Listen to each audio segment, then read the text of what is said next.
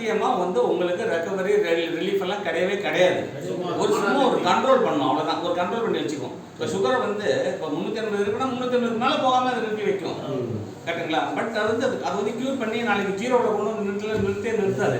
Normal கண்டிஷனில் 90 இருக்கணும், 140 இருக்கணும்னா அந்த லெவலுக்கு கொண்டு வந்து அது நிறுத்தாது. விட்டுட்டீங்கன்னா இன்னும் ஜாஸ்தி மேலே இருந்தால் மேலே தான் போகலையே, குறையாது, அவ்வளோதான். அதுக்கு தான் நம்ம என்ன சொல்கிறோன்னா, நம்மளுடைய கேப்சூலை சாப்பிடும்போது நீங்கள் என்ன டாக்டர்ஸ் ஆல்ரெடி ப்ரிஸ்கிரைப் பண்ணி சாப்பிட்டுருக்கீங்களோ சாப்பிட்டுட்டே இருங்க. அடுத்தது பிளட் டெஸ்ட் எடுக்க சொல்லுவாங்கல்ல, எடுக்க சொன்னோடனே ஆட்டோமேட்டிக்காக குறையும்.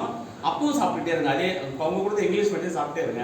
அப்புறம் அடுத்த ரிசல்ட் எடுக்கிறீங்களே, அப்போ உங்களுக்கு நார்மலில் நிற்கும். ஏன்னா அந்த இங்கிலீஷ் மெடிசன் சாப்பிடும்போது என்னன்னா, இப்போ இந்த மெடிசன் சாப்பிடும்போது என்ன சொன்னாங்க, இதை சாப்பிட்டீங்கன்னா உங்களுக்கு பார்டரோட கீழே இறங்காது.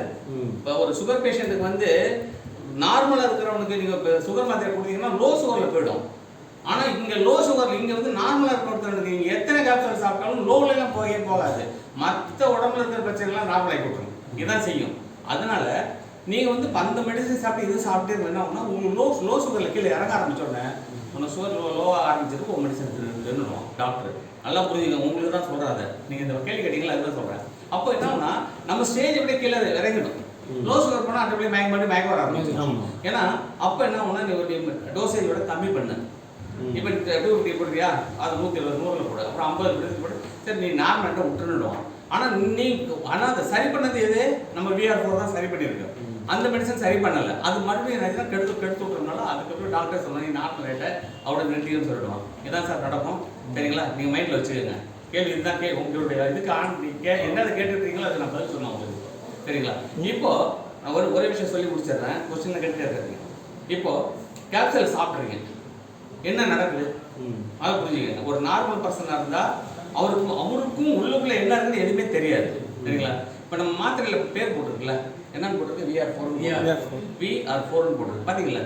VR4 என்ன, அதை மட்டும் தெரிஞ்சுக்கங்க. விங்கிறதுனா கம்பெனி நேம், அது விட்டு நான் டீட்டெயில் அப்புறமா சொல்கிறேன். R4னா 4 விதமான ஃபங்க்ஷன் பண்ணுது. 6ங்கிறதுல 6ன்னு சொல்லி இருக்கிற ஒரு 4 விதமான ஃபங்க்ஷனு.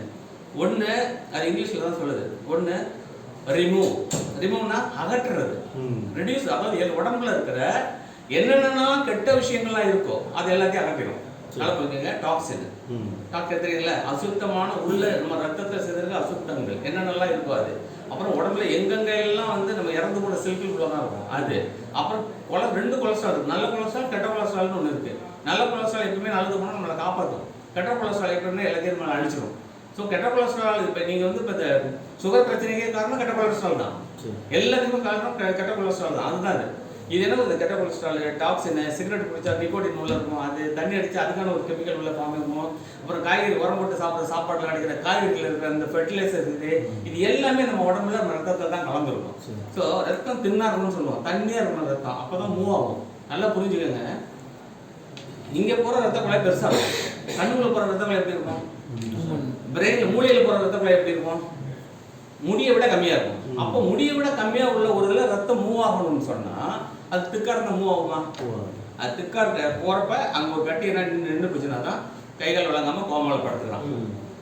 அதே மாதிரி ஹார்ட்டு பம்படி கொடுக்கும்போது ரத்தம் வந்து உடம்பு பூரா, அதுதான் உடம்பு பூரா ரத்தம் பம்ப் பண்ணி கொடுக்குது. நம்ம எனர்ஜியை வந்து பிளட்டாக கன்வெர்ட் பண்ணி பிளட்டை வந்து ஹோல் பாடிக்கு அனுப்புறப்ப பம்ப் பண்ணி கொடுக்கும். அப்போ கொடுக்கும்போது அங்கேயே இருக்கிற ரத்த குழையில கரெக்டாக ஒரு எங்கன்னா ஒரு அடைப்பு நின்று போச்சுன்னா பிளாக்கெட்டை என்ன பண்ணும், அமுக்கும், வலிக்கும், போகாது, வலிக்கும், நெஞ்சு வலிக்குது. ஏன் வலிக்குதுன்னா ரத்த குழையில அடைப்பு இருக்குது, வலிக்குது. 75% 80% பிளாக் வச்சுருந்தா அடுத்ததுன்னா அமுக்கி போகும், டக்குன்னு அப்படி நின்றுச்சுன்னா என்ன போட்டு குத்தி திருப்பி பண்ண வைக்கிறாங்க இல்லையா, ஒரு சின்ன மூவ் ஆகும், அவ்வளோதான், வேற ஒன்றும் சரி பண்ண ஆகாது. உடனே என்ன பண்ணுவீங்க, ஹாஸ்பிட்டலுக்கு போய் டேரக்ட் ஹாஸ்பிட்டலுக்கு 4 லட்சம் 3 லட்சம் நாளைக்கு கொடுத்துட்டு ஒரு 5 சர்டிஃபிகேட் வைப்பான், இல்லாட்டி பைபாஸ் சர்ஜரி பண்ணுவான், ஏதோ ஒன்று பண்ணிட்டு 5 லட்சம் 6 லட்சம் வாங்கிடுவாங்க.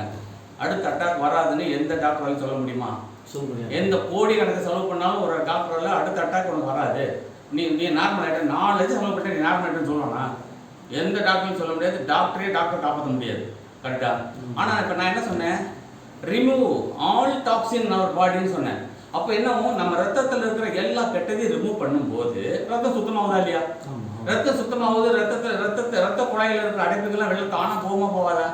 அப்போ மூளையில் போகிற ரத்த குழாயில் இருக்கிற அடைப்புகள் தானா போகாதா? அப்போ கோமாவில் படுத்துருக்கான், ஒரு வாரத்தில் எழுந்து உட்காரத்துல எதுவும் ஆச்சரியம் இருக்கா? ஆச்சரியம் கிடையாது. அப்போ ஹார்ட்ல பிளாக்கேஜ் இருக்கு, அவன் அடுத்த அட்டாக் எப்படா வரப்போகுதுன்னு பயப்பட வேண்டிய அவசியம் இருக்கா? ஒரு வாரம் 10 நாள் அவனுக்கு கிளியர் ஆகிடுதுல்ல. நான் கொடுத்த அத்தனை பேருக்குமே ஒரு வாரம் 10 நாள் 15 நாள்ல கிளியர் ஆகிடுது. 3 பிளாக்கேஜ் எல்லாம் கிளியர் ஆகிடுது. நான் வந்து எல்லாரும் போன கொடுத்துருப்போங்க, எல்லாரும் நான் டேட்டை ஃபுல்லும் நான் பேசினதுலேருந்து எல்லாருமே நான் அனுப்புகிறேன். ஸோ அப்போ என்ன நடக்குது உங்களுக்கு? நம்பர் 1 ஒரு ஆறு முடிஞ்சிருச்சு, ரிமூவ். எல்லாம் உடம்புல இருக்க கெட்டதெல்லாம் பண்ண பிறகு நம்ம உடம்புல ஆரோக்கியம் ஆகிடுதா இல்லையா? கரெக்டாக இல்லைங்களா? 1. அதனால வந்து ரத்த சம்மந்தப்பட்ட விஷயங்கள் நடக்கும். இன்னொரு விஷயம் சொல்லிடுறேன், சுகர் தான் நிறைய பேருக்கு இருக்கு இல்லையா? சுகர்னா என்ன? யாராவது ஒருத்தர் சொல்லுங்க பார்ப்போம். கணைய வேலை செய்யல, கணைய வேலை செய்யறதால இன்சுலின் சுரக்காது. அதானே? ஏன் இன்சுலின் பண்ணணும்னா கணையத்தை சுற்றியும் வந்து ஒரு நல்ல கொலஸ்ட்ரால் இருக்கும். அதில் தான் அந்த இப்படி மூளையில் பார்த்தீங்கன்னா, மூளையில் ஆட்டு மூளையெல்லாம் பார்த்தீங்களா, ஒரு சின்னதாக ஒரு சின்னதையே ஒரு நூல் வேலை மாதிரி போகும் பாருங்க. அந்த மாதிரி நம்மளுடைய கணையத்தை சுற்றியும் அந்த ரத்த குழாய்கள் இருக்குது. அப்போ அந்த குழாய்கள் ரத்த குழாய்கள் வந்து நல்ல கொலஸ்ட்ராலோட சேர்ந்துட்டு அந்த சர்க்குலேஷன் இருக்கும்போது அந்த இன்சுலின் சுரக்கும். ஆனால் இந்த கெட்ட கொலஸ்ட்ரால் போய் என்ன போய் கம்ப்ரஸ் பண்ணிடுமா, போட்டு அமுக்கிடுமா. அமுக்கணும் என்ன ஆகுனா ரத்த குழாய்கள் மைனூட்டாக உள்ள ரத்த குழாய்கள் வந்து ஃபங்க்ஷன் பண்ணால் அப்படி நின்று போயிடும், கட்டி நின்று போயிடும். இப்போ பிளட் சர்க்குலேஷன் அங்கே போகாது. பிளட் சர்க்குலேட் பண்ணணும், ஆட்டோமேட்டிக்காக அந்த இன்சுலின் சுரக்காது. அவ்வளோதான். இப்போ நம்ம என்ன சொன்னாத, இது உள்ளே போய் இருக்கிற எல்லாத்தையும் சரி பண்ணலாம் இல்லையா? அப்போ என்ன ஆகும்? ஆட்டோமேட்டிக்காக திருப்பி கடையை ஃபங்க்ஷன் பண்ண ஆரம்பிக்காதா? திருப்பி கடையிலேருந்து இன்சுலின் சுரக்காதா? கரெக்டாக புரியுது உங்களுக்கு? நான் வந்து ஃபர்ஸ்ட் சொன்னேன், இது ரெண்டாவது ரெடியூஸ். ரெண்டாவது ஆகுது ரெடியூஸ்ங்கிறது. இப்போ நான் நல்லா நிற்கிறேன் சார், எனக்கு வெளியில் எத்தனை இருக்கா ஒன்றும் இல்லைல்ல. என் உள்பாடியில் என்ன இருக்குன்னு யாருக்கு தெரியும்? நம்ம எல்லாருக்கும் நம்ம உள்பாடிக்குள்ளே என்ன இருக்குன்னு என்ன தெரியுமா? தெரியாது. அப்போ உள்ளுக்குள்ளே இருக்கிற என்னென்ன இன்ஃபர்மேஷன் வீக்கம் அது இது என்ன உள்ள என்னென்ன சம்மந்தம் இல்லாத விஷயங்கள்லாம் நம்ம உள்ள வந்து மேஜர் ஆர்கான்ஸ் எல்லாம் உள்ள இருக்கு. லிவர், கிட்னி, பேங்க்ரியாஸ், அது